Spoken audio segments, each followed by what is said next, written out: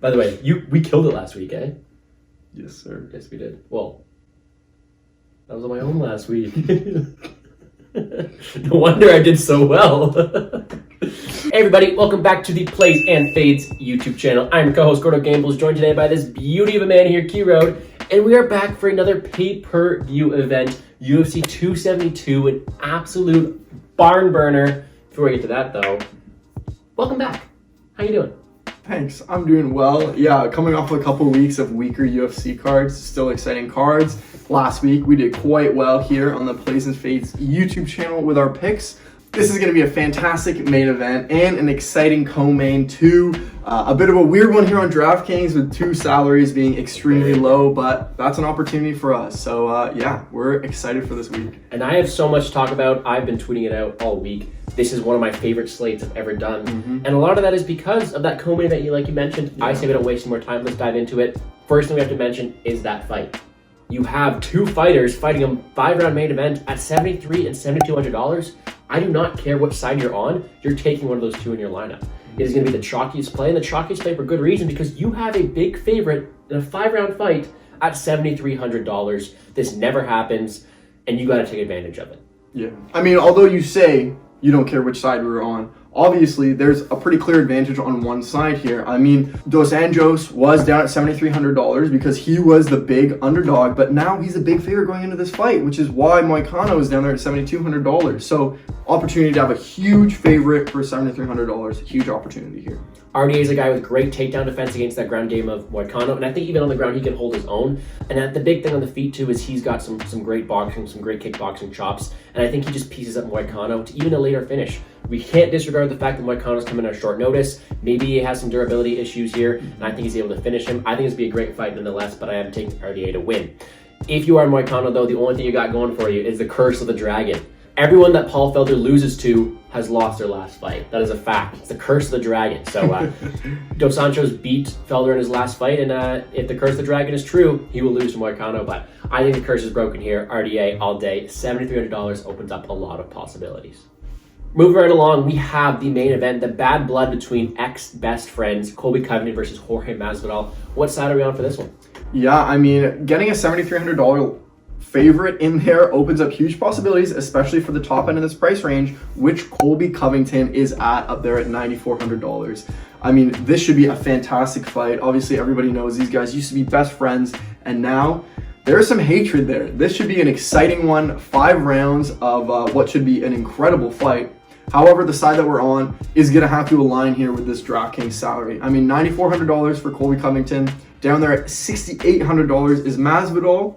Although he is a little bit lower than maybe he should be, he does have a bit of an advantage on the feet, but we think Covington can definitely keep up on the feet with Masvidal and has a huge advantage on the ground. That recipe is not one for great success there for Masvidal, and we definitely think that Colby Covington gets this win.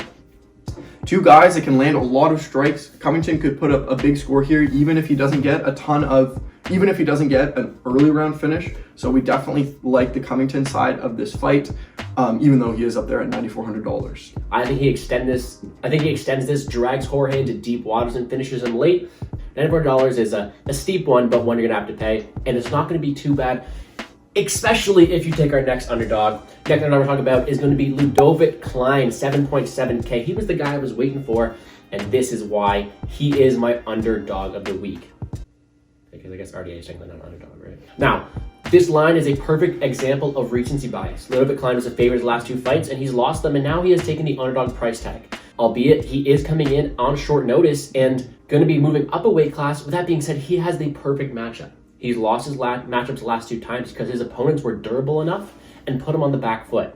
Ludovit Klein is a knockout master, and he has the opportunity to knock out a guy with a very, very suspect chin in Devontae Smith. Yeah. Devontae Smith has been knocked out many times, including as a -1,000 favorite to Kama Worthy. And I see that happening right here for Ludovit Klein. That head kick is there all day. He's gotten many finishes that way, and I see another head kick finish here. I think his upside is through the roof.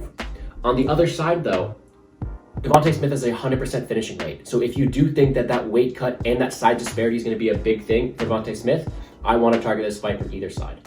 Moving on to another guy who we've seen in some main events before, we got to talk about Kevin Holland here. I mean, another favorite up here at $9,100. but fighting a guy this week in Oliveira who's in the tail end of his career, on his way out of the UFC, and who's on a 3-fight losing streak, fighting against a guy in Kevin Holland who we saw put up 5 wins in 2020, which was quite impressive. Now he's won a couple of fights, or he's lost a couple of fights recently, but in those fights, I mean, we saw him get onto his back and look like he wasn't even trying to get up in some instances. But he's been training that wrestling off of the ground with DC, and his grappling isn't too bad. Oliveira, and a bunch of his losses, has been finished by different submissions, and Kevin Holland definitely has the ability to do that. Not to mention the fact that on the feet, the output that Kevin Holland has is great. He's great at stand-up, and that in combination with his opponent this week makes us really like him up there at $9,100, even though he's coming off of a couple of ugly losses. Holland is a sniper, but he's also an entertainer. I think he goes out there and he finishes, no question about it. I think he has the best chance to finish out of anybody in that top 9,000 price range. All right, GPP play time. Let's talk about someone in Jalen Turner. He's facing a guy in Malarkey this weekend, but Turner at $8,200 is a beautiful sight to see. This guy is a finisher. If you look at his scores on DraftKings, 112, 125, 107, 129, this guy wins, and he wins big. Like we said, he does maybe have some cardio, some durability concerns, but I think he's a really good matchup here against Malarkey because Turner's long, good sniper, and he's also got a really good ground game. He showed that against Medic and Weaver, both by sub his last time out. I think he's a really good matchup here to score very well, but keep in mind, gas tank and cardio concerns make him a GPP play for us at 8.2K. All right, next play we like this week is the one and only Thug Nasty, Bryce Mitchell. We got him sitting here at $8,300, going up against a guy in Barbosa who's very good on the feet. He's got that power, but Mitchell we definitely see with a path to victory. I mean, this guy's a takedown machine. 7 takedowns in his last fight. He put up 100 and almost 13 points in a win. That is a very good score, and his ability to get takedowns we think will become pretty prevalent in this fight. If he gets those takedowns, he can definitely get that win, maybe even a submission.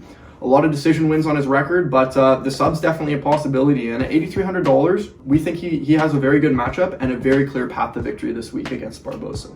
Last but not least, a fight you're really going to want to target on this card is the sole heavyweight bout of the night. Sergey Spivak versus Greg Hardy. If you guys have been following the channel for a while, you know my stance on Greg Hardy. Don't like the guy, but that's okay because we've got a guy in Spivak who can absolutely exploit Hardy here in this spot. I think at 8.7K he has that grappling upside, and we've seen that Hardy has no cardio, and really his only path to victory is winning a decision from range. I don't think he's be able to do that. I think that the takedowns, the grappling, and even the cardio of Spivak wins here. But with that being said, the one thing that Hardy does have is decent power. So you're going to want to have one of these sides in your lineups this week.